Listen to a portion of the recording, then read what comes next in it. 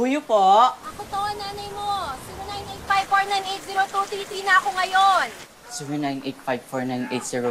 0985-498-0233 daw po.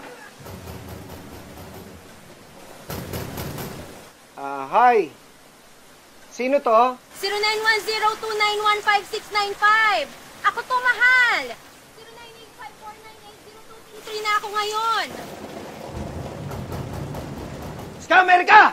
Huwag hanap ka na ibang maloloko! Ako to! Totoo ang sinasabi ko! 0985-498-0233 na ako! Hello!